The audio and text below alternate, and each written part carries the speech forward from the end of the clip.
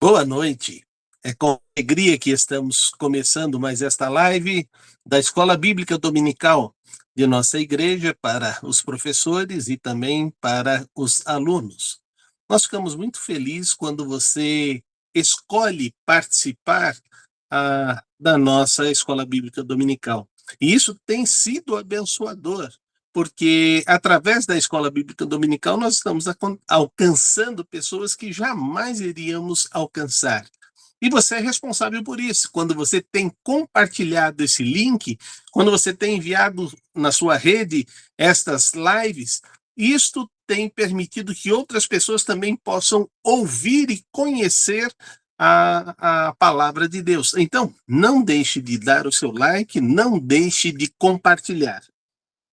Quero ainda agradecer a você que tem participado dominicalmente da Escola Bíblica Online.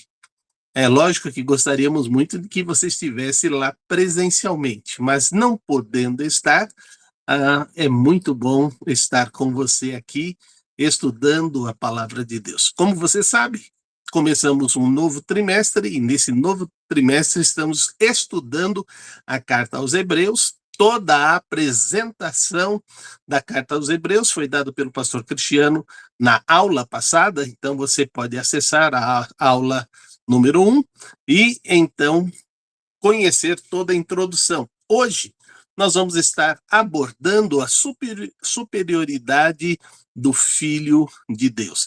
Então é muito importante que você possa estar conosco durante toda essa aula e assim aprender o que a palavra de Deus vai nos ensinar. Mas antes, você sabe que nós precisamos da ajuda de nosso Deus.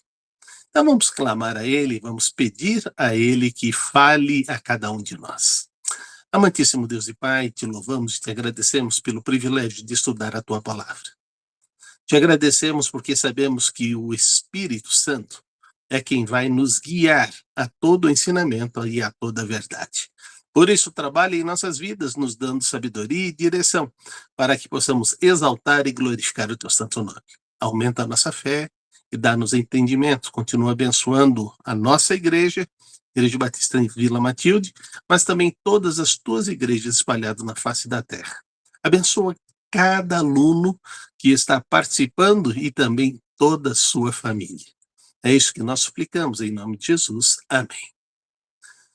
O objetivo desta aula é que você possa entender que Jesus Cristo é de natureza divina e tem supremacia sobre todas as coisas.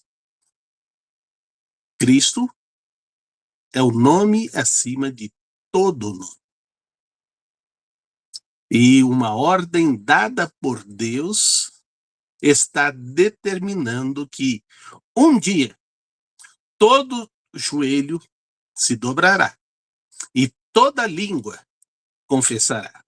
Só que esta confissão não será mais uma confissão para a salvação. Desculpa, mas ainda tem um resquício de tosse que de vez em quando ela me pega. Então eu quero dizer a você que nós precisamos ter em mente que esta superioridade de Cristo vai trabalhar, mas nesse dia, quando todo joelho se dobrará e toda língua vai confessar, não será mais para a salvação, será para reconhecimento de quem é Deus.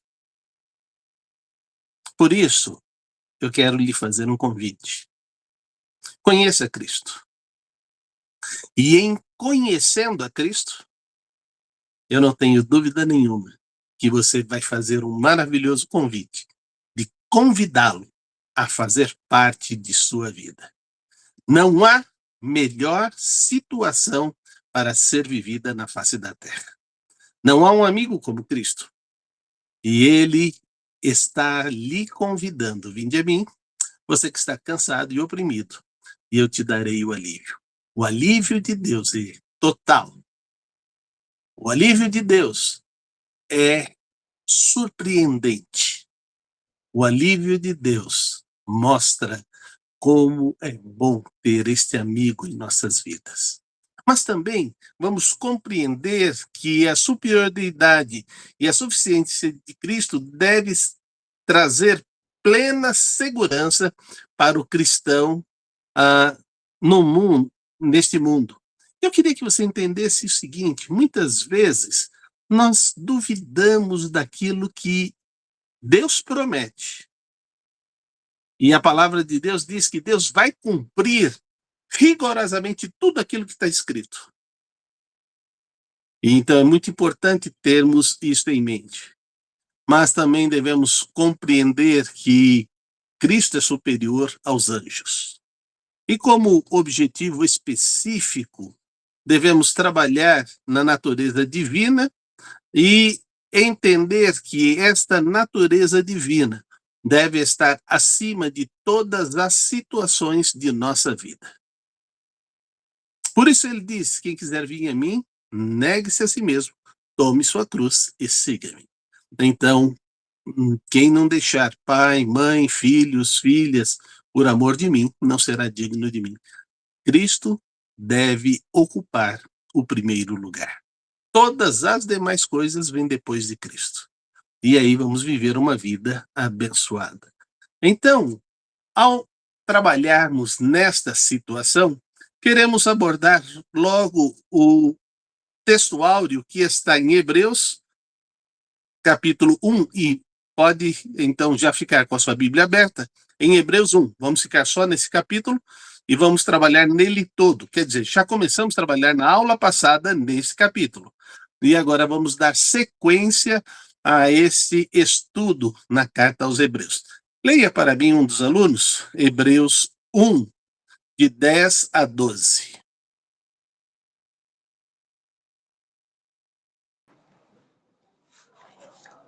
E também diz: no princípio, Senhor, firmaste os fundamentos da terra, e os céus são obras das tuas mãos. Eles perecerão, mas tu permanecerás. Envelhecerão como vestimentas. Tu os enrolarás como um manto, como roupas eles serão trocados, mas tu permaneces o mesmo, e os teus dias jamais terão fim. Como é maravilhoso entendermos o que o autor aos Hebreus, e se eu cometer um ato falho dizendo que Paulo está dizendo isso, eu estou forçando a interpretação, tá certo? Mas aqui o autor aos Hebreus está trabalhando, dizendo sobre a maneira como Deus vai tratar toda a questão, porque foi ele que fez a terra, os céus, tudo foi obra de suas mãos. E a palavra de Deus diz que ele vai cuidar e vai mover toda a sua criação em favor do seu filho.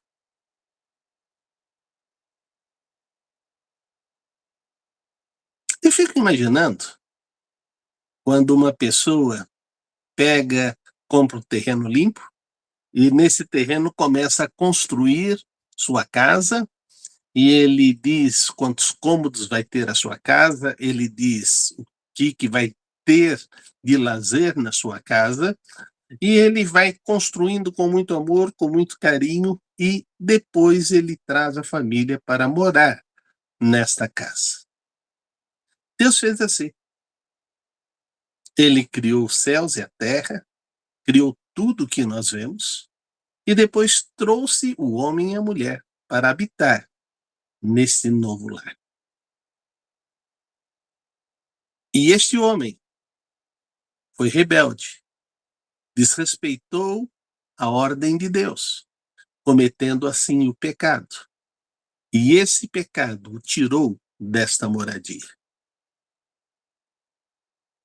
Mas ali começou a promessa de que Deus enviaria o seu único filho para que ele viesse e pudesse religar este homem caído, perdido, novamente em Deus, reconciliado através de Cristo. Então, esta é a maneira como Deus decide trazer o homem de volta, trazer o homem para casa. Mas ele disse uma coisa muito especial: somente o homem que quiser. Ele terá livre escolha. Ele não terá nenhuma condenação a mais por sua escolha. Se ele decidir não ficar comigo e ir para o inferno, é só o que vai acontecer. Nada mais do que isso. Mas se ele decidir vir morar comigo e ir para o céu, eu vou mover céus e terra para que ele retorne à casa do Pai.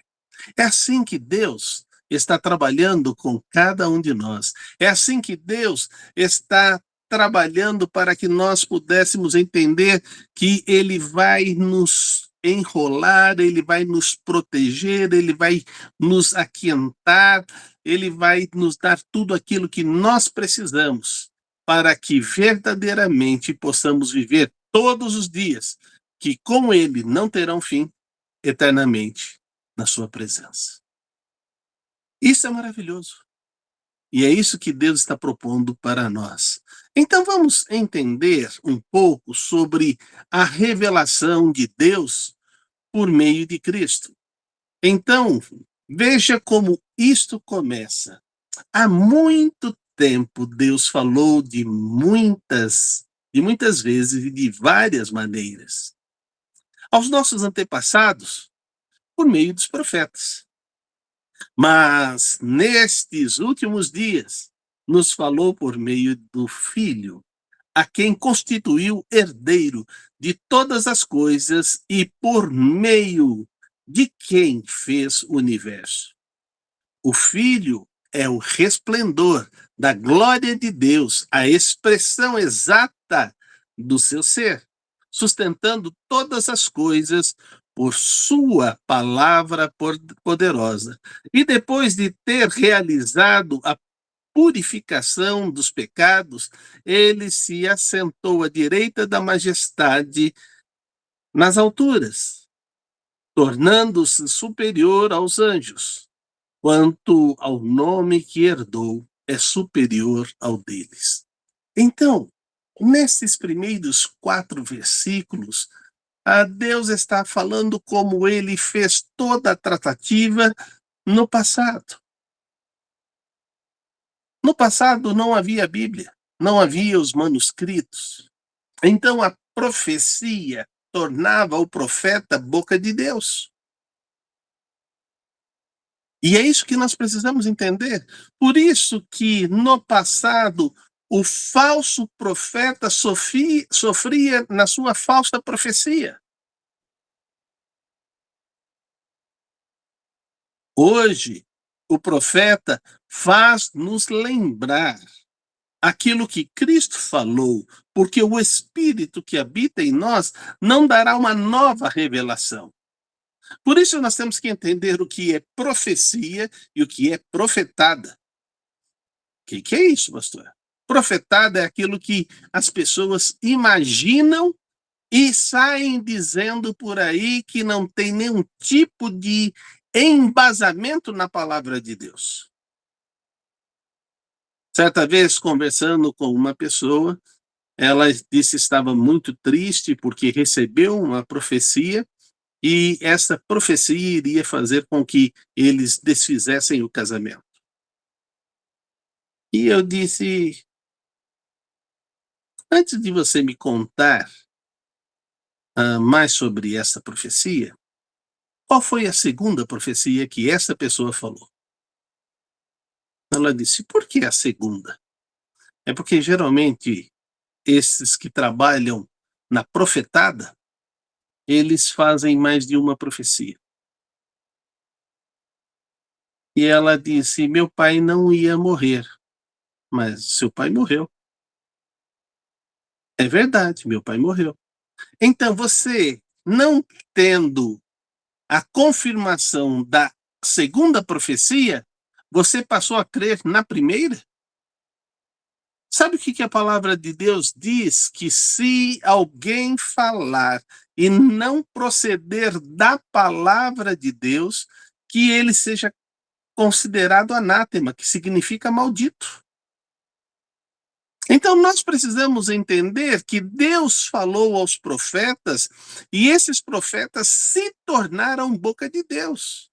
Mas agora, com a vinda de Cristo, nós nos tornamos profetas, sacerdotes de nós mesmos.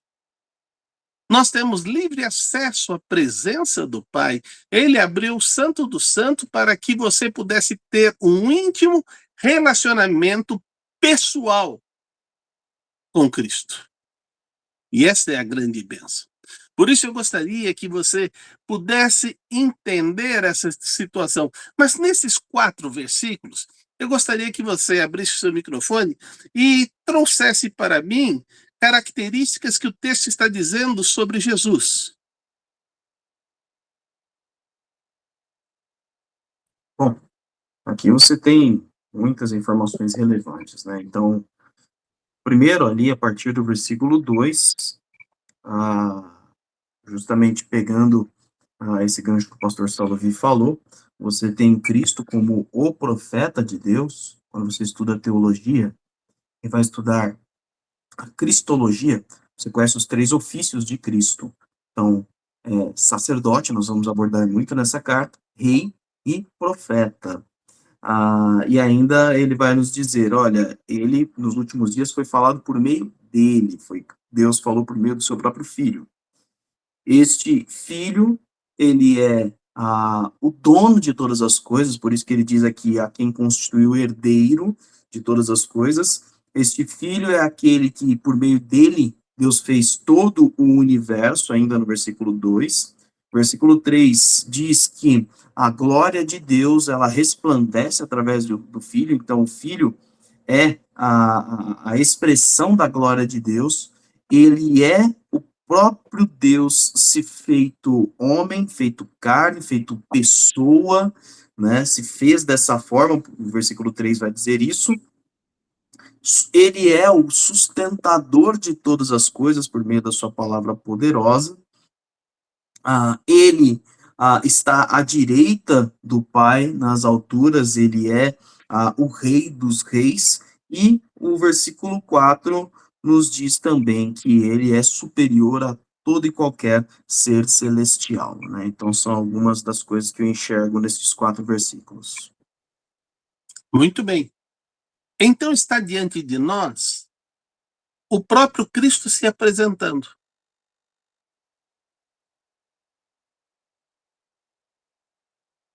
E ele está dizendo, eu estou pronto a caminhar com você. Esta é a grande bênção. Por isso precisamos entender que Deus está trabalhando conosco e está nos levando a ter essa situação. Paulo, não o autor da carta aos Hebreus, mas da carta aos Colossenses, no capítulo 1, verso 15, 16 e 17, ele vai nos dizer algumas coisas importantes.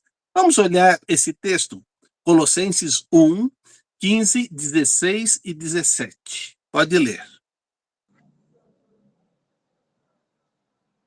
Ele é a imagem do Deus invisível, o primogênito de toda a criação, pois nele foram criadas todas as coisas nos céus e na terra, as visíveis e as invisíveis, sejam tronos ou soberanias, poderes ou autoridades.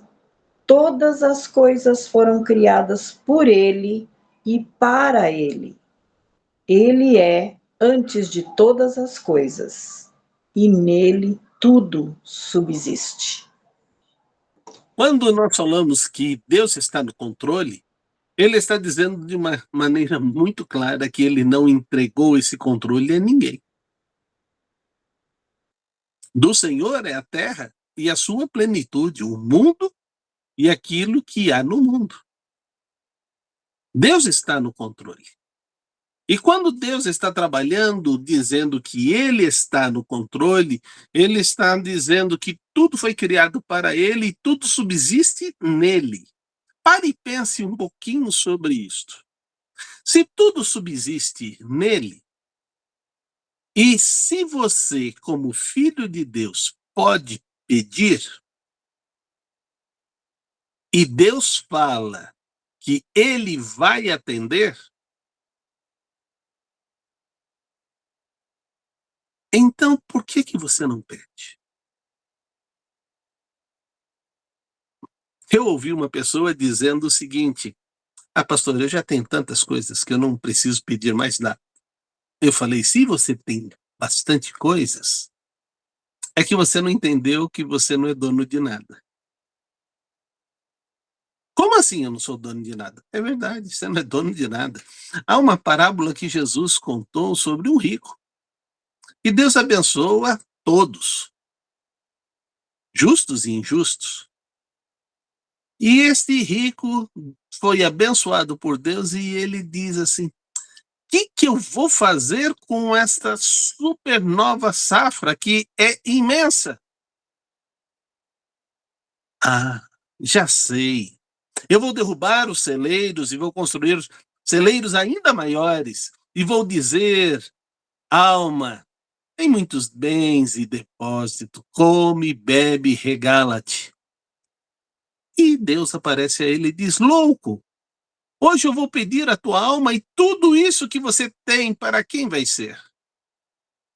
Assim é as pessoas que ajuntam tesouros para si, mas são pobres para com Deus. Então lembre-se de um detalhe: você é dispenseiro. Quando estávamos dando uma aula sobre ser dispenseiro, eu perguntei para as pessoas: quando falta alguma coisa na despensa, o que você faz? Eu fico preocupado e tenho que sair correndo para ir no mercado para buscar. Ok. Mas e quando está faltando alguma coisa na despensa de Deus?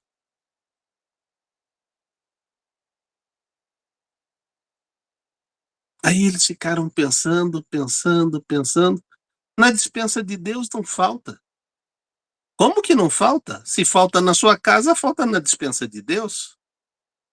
Aí ele: então quer dizer que a minha despensa é a despensa de Deus? Sim. E que você está sentindo a falta, sabe por quê? Primeiro, porque você tem um péssimo gerenciamento de controle. Você não sabe o que você tem e o que não tem. Segundo, você não sabe o que terminou e o que não terminou.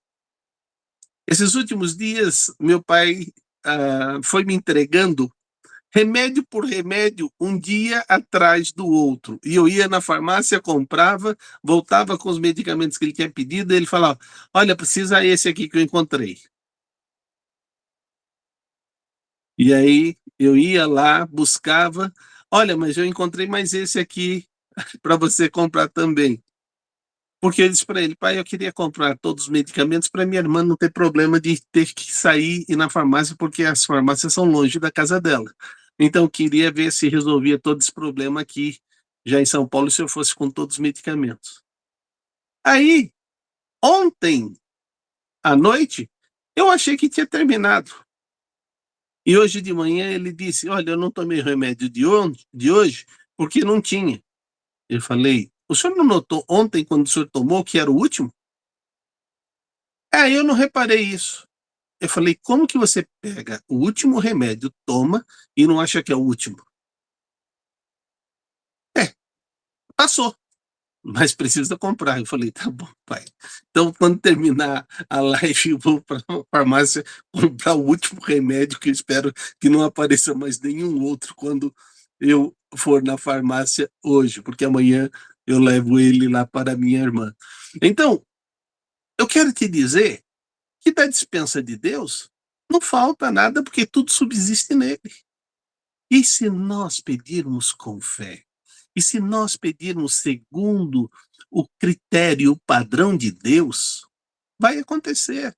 Mas por isso que nós submetemos o nosso pedido sempre a Deus, dizendo: seja feito segundo a tua vontade. Sempre a vontade de Deus será o melhor para cada um de nós. E Deus continua a nos ensinar, e isto o evangelista João vai dizer em João 1,14. E diz aqui: aquele que a palavra tornou-se carne e viveu entre nós, e vimos a glória como unigênito vindo do Pai, cheio de graça e verdade. Cristo habitou entre nós. Cristo trouxe os seus ensinamentos. Cristo demonstrou a autoridade. Cristo transmitiu essa autoridade aos seus discípulos, que chega esta autoridade até nós, quando nós vivenciamos a palavra de Deus e transmitimos ela com a autoridade do Pai, não a autoridade nossa. Então é muito importante que você tenha isto em mente, porque todo aquele que é de Deus faz o que está escrito em João 10, versículos de 27 a 30. Por favor, leia para mim. João 10, de 27 a 30. As minhas ovelhas ouvem a minha voz, e eu as conheço, e elas me seguem. Eu lhes dou a vida eterna, elas jamais perecerão, ninguém poderá as arrancar da minha mão. Meu Pai, que as deu para mim, é maior do que todos. Ninguém as pode arrancar da mão do meu Pai. Eu e o Pai somos um. Por isso que nós, na nossa teologia, tratamos esta situação, uma vez salvo, salvo para sempre. Por quê? Ninguém pode tirar você das mãos do Senhor. Ninguém consegue pegar e tirar você da mão do Senhor. Ninguém tem poder, força para tirar você da mão do Senhor. Nem você tem força para sair da mão do Senhor.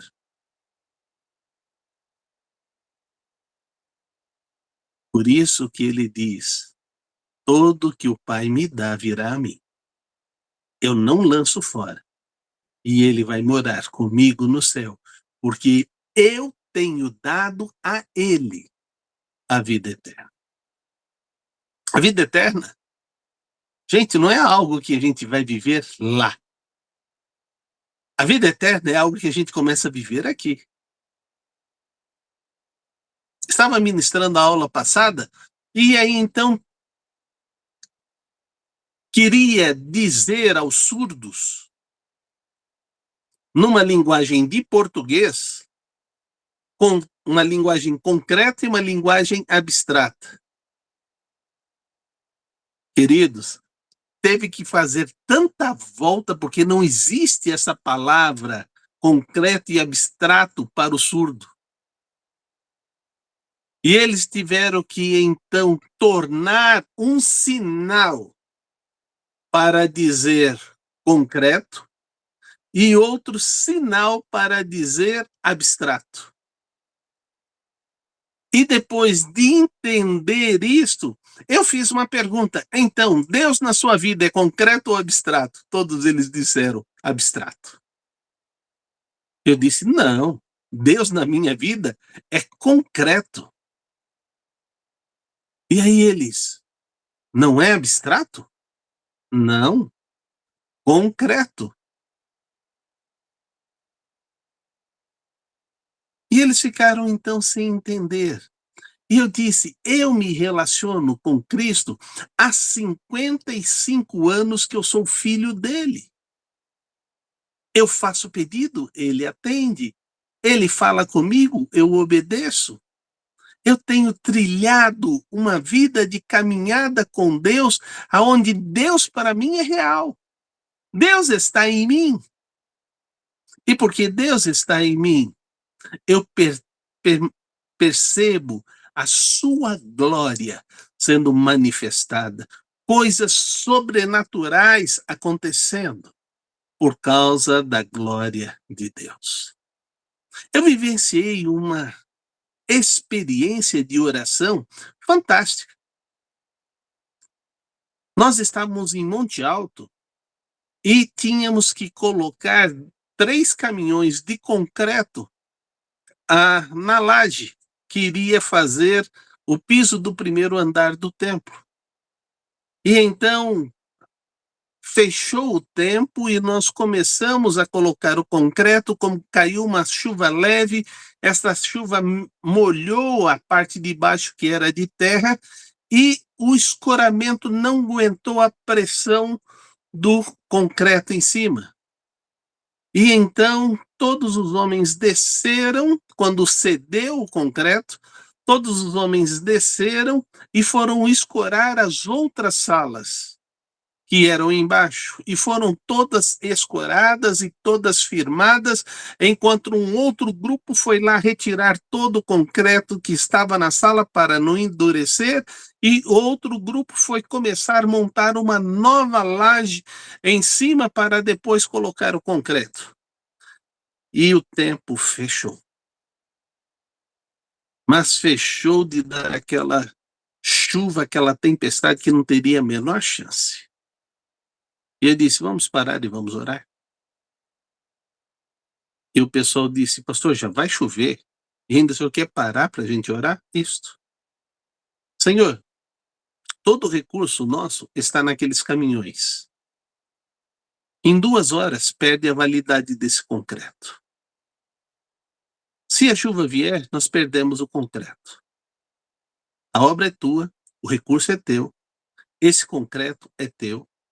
Nós estamos aqui para te adorar, exaltar e trabalhar. Opera poderosamente. Nós estávamos numa das partes altas de Monte Alto. E nós conseguíamos ver a cidade e conseguíamos ver tudo que estava acontecendo de cima da laje. Deus abriu um buraco que ficou na direção do quarteirão da nossa igreja. Era uma chuva de vento, as nuvens passavam, mas o buraco se mantinha. E o sol passava por esse buraco. E nós trabalhamos sem cair uma gota d'água no local onde estávamos construindo. As pessoas viram aquilo, começaram a sair e vieram lá. Várias pessoas começaram a nos ajudar para que colocássemos o concreto mais rapidamente lá em cima. E tudo foi feito. Quando terminamos tudo, Deus permitiu uma suave chuva cair em cima da laje. E aí eu brinquei com o pastor, Deus está até nos ajudando, porque nós não vamos ter que molhar o concreto. Deus é esse Deus. Tudo subsiste nele, e o cuidado dele é feito em todo o tempo. Você precisa crer e precisa experimentar, porque você é dele. Você pertence a ele. E se nós entendermos isto, vamos entender que a maior parte ele já fez. Ele nos deu o céu. Ele nos deu a nossa morada. E em Romanos, no capítulo 5, verso 8, ele vai dizer exatamente isso. Mas Deus demonstra o seu amor por nós. Cristo morreu em nosso favor, quando ainda éramos pecadores. Na outra versão diz, quando nós éramos inimigos de Deus, ele nos amou. Ele nos ama. E ele vai continuar nos amando. Por isso, entenda isto, que se Cristo é herdeiro de todas as coisas, se ele é a expressão exata do ser de Deus, se é através dele que tudo se faz e tudo se fez, se ele é o sustentador de todas as coisas pelo poder da sua palavra, e se ele é o resplendor da glória do Senhor, precisamos então entender que este Salvador e Senhor fez tudo isto porque ele nos ama. Quando ainda olhamos o versículo 5 e 6, Vamos compreender agora, e muitas pessoas estão dando mais valor aos anjos, e ainda há uma ênfase tão absurda. Se você não está satisfeito com o seu anjo, troca o anjo. Como se nós tivéssemos o controle sobre estas coisas. Mas vamos ver o que a Bíblia diz sobre isto. Pode ler.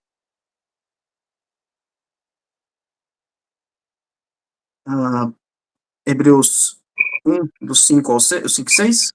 5 e 6. Ok.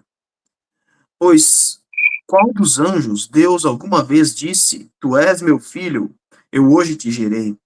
E outra vez, eu serei pai e ele será meu filho. E ainda, quando Deus introduz o primogênito no mundo, diz: Todos os anjos de Deus o adorem. Então, Cristo é superior a todos os anjos. Mas ainda não para esta situação. Ele continua a explicar sobre os anjos. É bem verdade que o Senhor tem determinado aos seus anjos estar ao nosso redor e nos protege e nos guarda. Isso a gente percebe o tempo todo. Eu vivenciei uma outra experiência que a vizinha da nossa igreja na Jerusalém estava sendo assaltada, a casa dela, e isso foi me avisado e eu simplesmente saí da igreja e fui até a casa, bati o portão na parede e disse bem alto: a casa caiu. Não sei por que eu disse essa expressão. Mas quando eu disse isso, 4 assaltantes armados olharam para mim e disseram: só queremos sair. Deixa a gente sair. Só queremos sair. E as suas armas apontadas para baixo. E então, quando eu olhei eles falando com tanta ênfase, eu só quero sair, eu reparei que eu estava no meio do portão. Você percebe que eu sou um pouquinho largo, né? E eu tomava quase que o portão inteiro, ninguém ia conseguir passar por mim no portão. E então eu saí da frente do portão, fiquei de lado, e eles saíram correndo, passaram por mim. Eu olho para a rua e não tem ninguém mais. E então eu disse: obrigado, Senhor, porque eles viram os teus anjos. Eles não estavam com um pingo de medo de mim, mas eles viram os servos de Deus que obedecem a Deus e que fazem aquilo que Deus espera que seja feito. Aquela pessoa que já morava tanto tempo na igreja, nunca tinha entrado na igreja. Ela, no domingo seguinte, foi na igreja e ela se tornou membro da igreja, foi batizada na igreja, se tornou minha ovelha.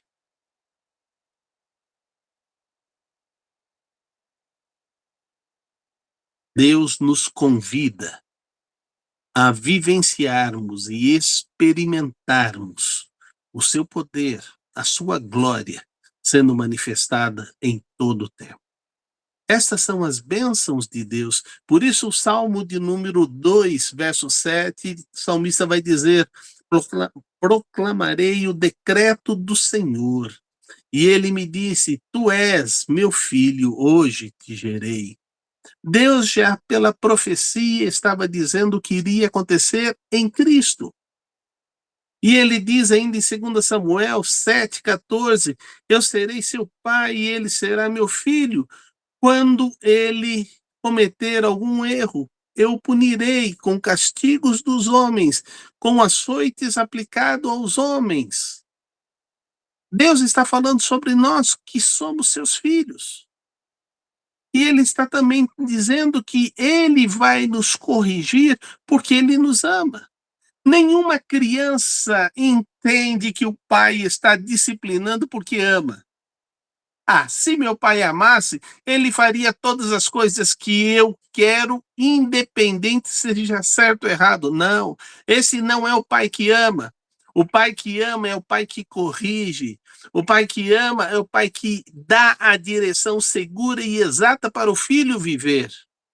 E quando o pai dá essa correção e dá essa situação segura, provavelmente você não vai fazer muitas coisas que os seus amigos estarão fazendo. E talvez você diga, eles que são felizes, e eu não.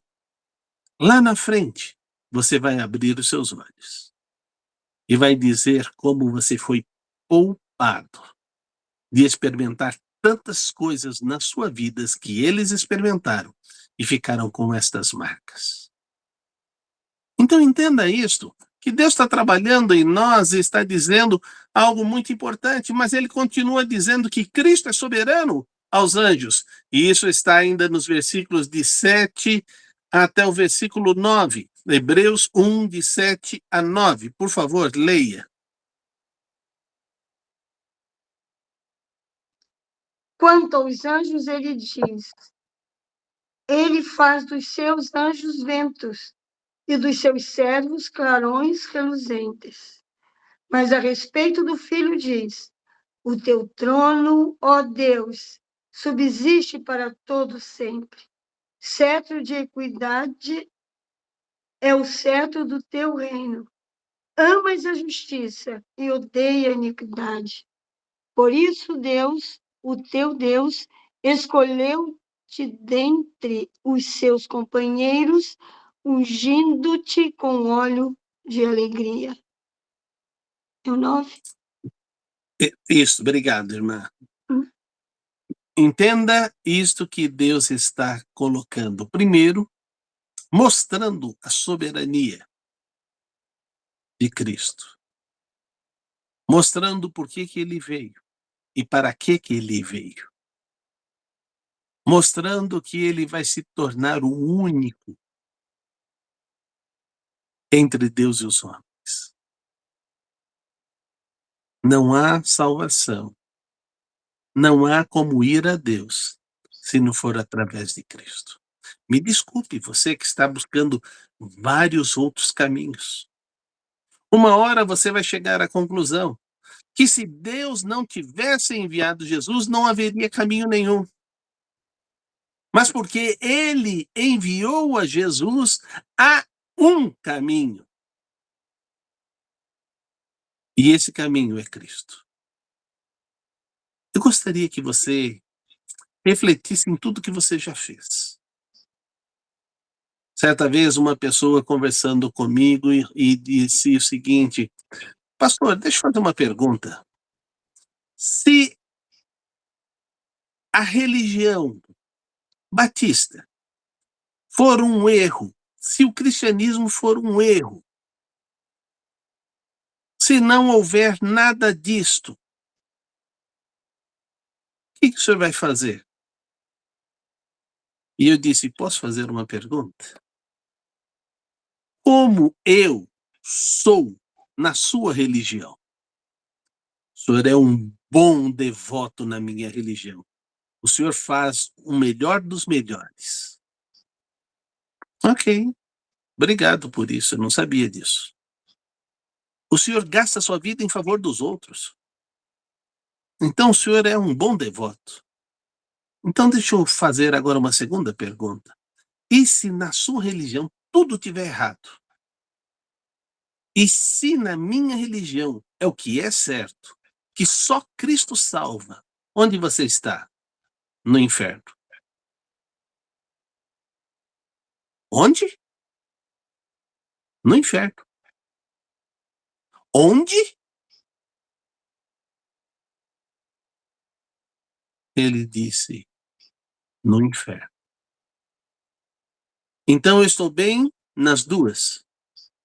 E você está completamente sem Deus indo para o inferno.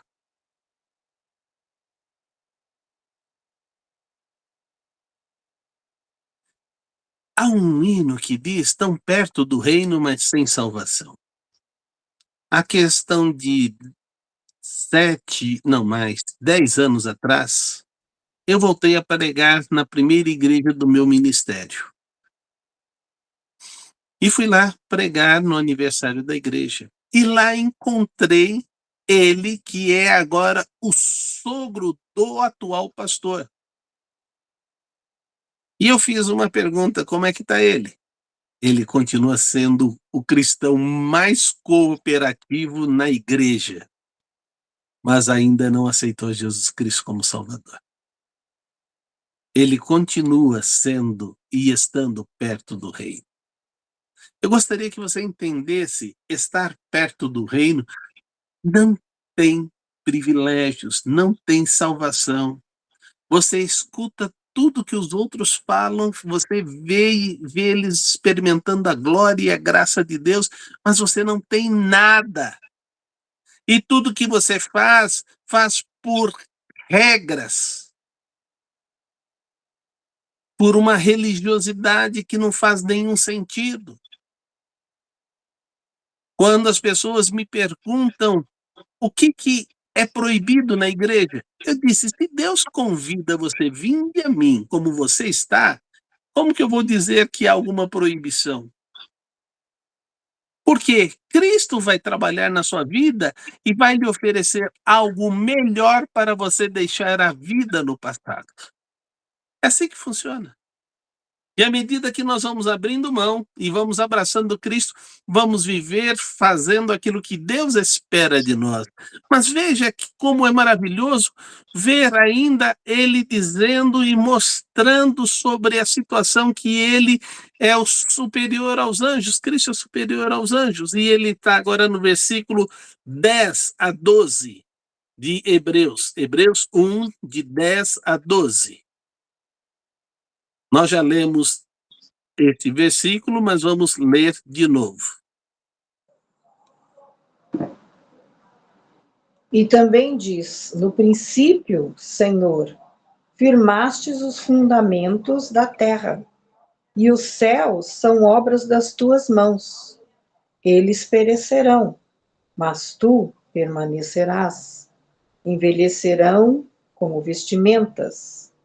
Tu os enrolarás como um manto, como roupas eles serão trocados, mas tu permaneces o mesmo, e os teus dias jamais terão fim. Frisando novamente aquilo que nós falamos logo no texto áureo, quando abordamos esses mesmos versículos, eu quero só frisar agora e destacar algo que a gente precisa ter em mente, que ele é o fundamento da terra.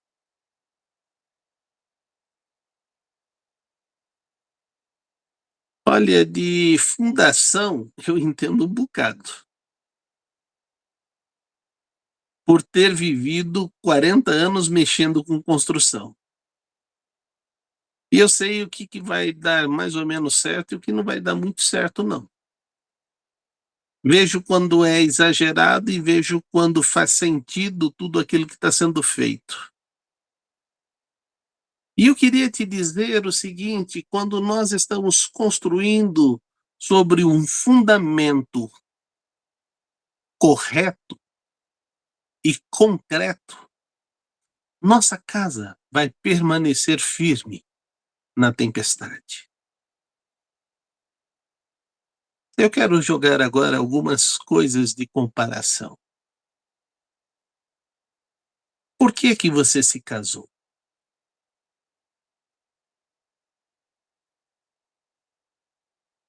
Você buscou alguém que te completava? Ou você foi tirar a pessoa de uma situação difícil que ela estava vivendo? Ou você nem pensou sobre isto? Você simplesmente decidiu começar a estar junto e acabaram se casando. O que é que consolida esta união? Há 20, quando nós completamos 25 anos, meu pai foi o celebrante. E ele disse: se prepare para viver os próximos 25 anos. Serão melhores ainda.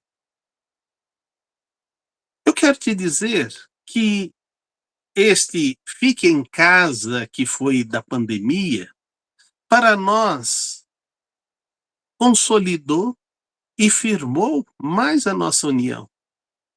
Tudo nós fazíamos junto, tudo nós agíamos como uma só carne, e tudo nos dava prazer. E o momento mais difícil que nós vivenciamos por uma falta de ar minha foi ter que ficar separado por suspeita de Covid.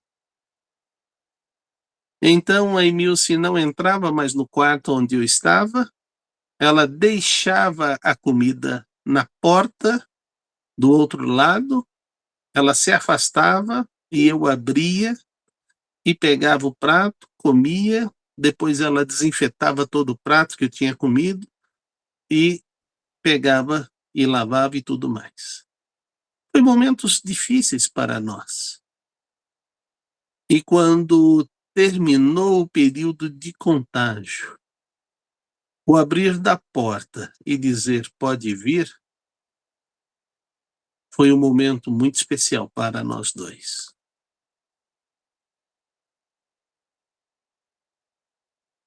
Eu quero te dizer que quando nós ficamos afastados de Cristo, nós deveríamos sentir esta mesma sensação. O pecado deveria nos consumir e nos fazer com que nós não nos sentíssemos bem para podermos voltar com o Senhor, e é assim que o Espírito de Deus está trabalhando na nossa vida. Ele é que nos convence do pecado, da justiça e do juízo.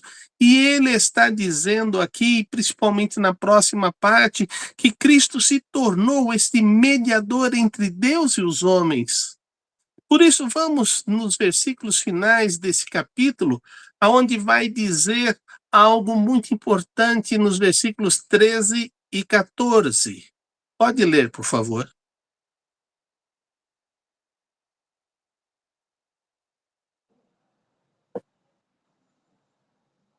A qual dos anjos Deus alguma vez disse: senta-te à minha direita, até que eu faça dos teus inimigos um estrado para seus pés?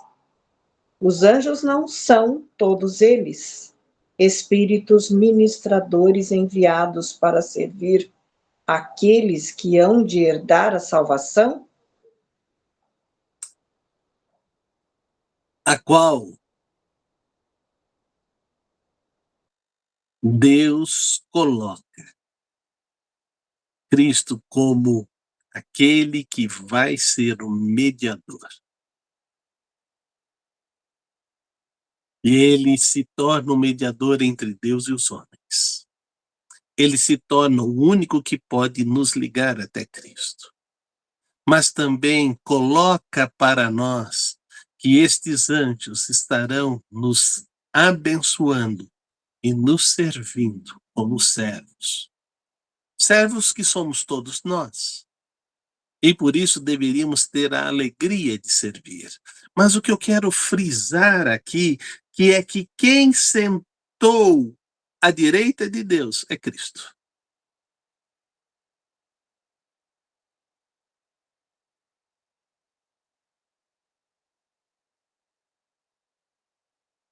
Você entende isso?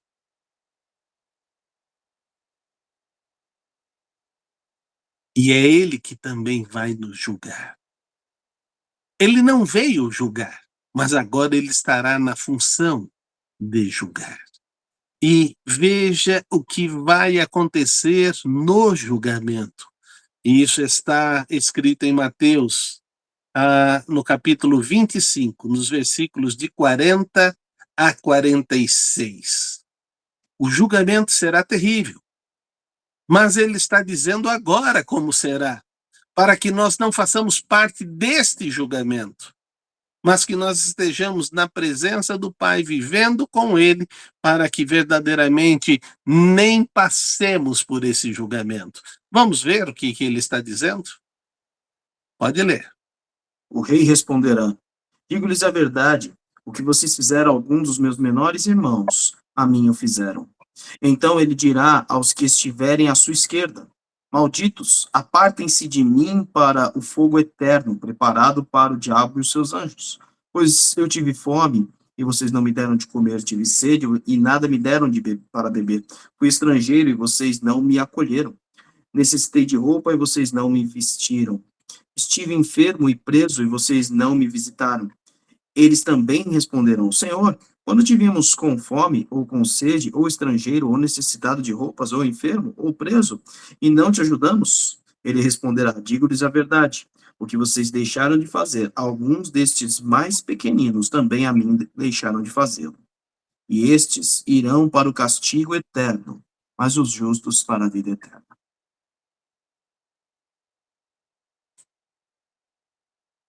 Como está claro, o julgamento final para aqueles que vão só no último dia dobrar os seus joelhos e confessar que Jesus é o Senhor.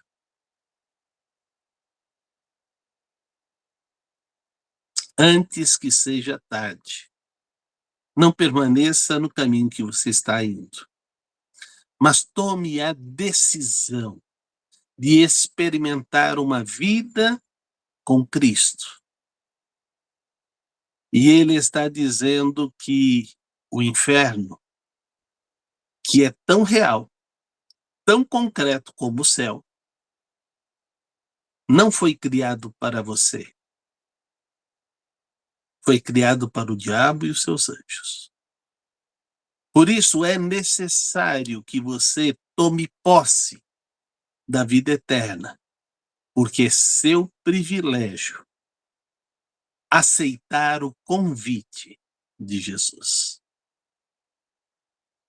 Nesses 40 anos de vida ministerial, eu tenho visto muitas pessoas entregando suas vidas ao Senhor e tendo uma vida transformada, mudada, feliz para a glória de Deus.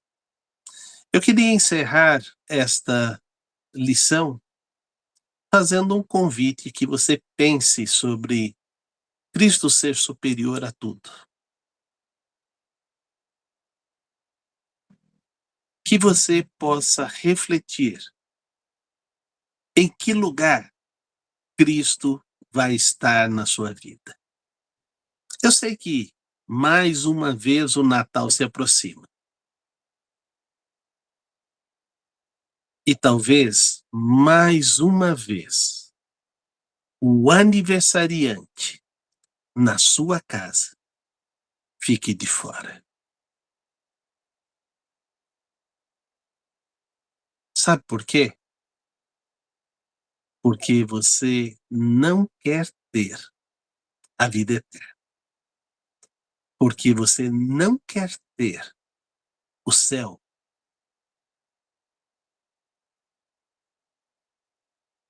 E é por isso que você tem rejeitado a Cristo. Pense no que você tem feito ano após ano.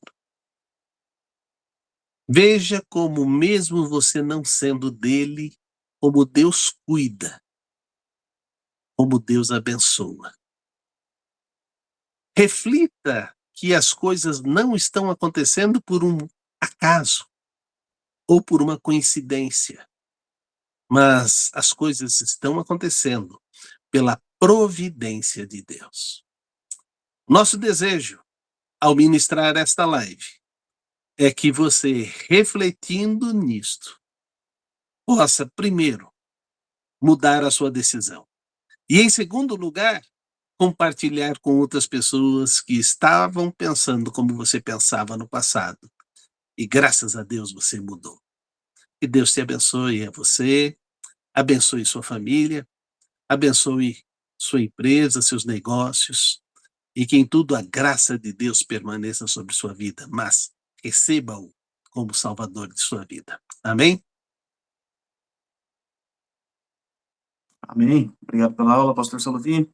Bom, neste domingo nós temos uma aula diferente sendo ministrada ali ao vivo pela irmã Joyce Lu, falando sobre igrejas seguras para crianças. Então, estaremos trabalhando esse tema na aula presencial. mas aí você pode acompanhar este outro tema da aula de hoje, que ficará aqui gravado, né? E também daqui a pouquinho a gente começa a falar sobre proteção, um ato de amor no culto pela manhã. Então a gente convida você a estar conosco ali presencialmente e também aí acompanhar pela internet, caso você seja de alguma outra cidade, alguma outra região. Deus abençoe, como o pastor Salvi disse, não esqueça de deixar o seu like, se inscrever aqui no canal e compartilhar nas suas redes sociais. Um grande abraço, boa semana. Muito obrigada, Eduardo. Boa noite. Maravilhoso. Gratidão a todos os irmãos, ao pastor Salovi, pelos ensinamentos muito ricos.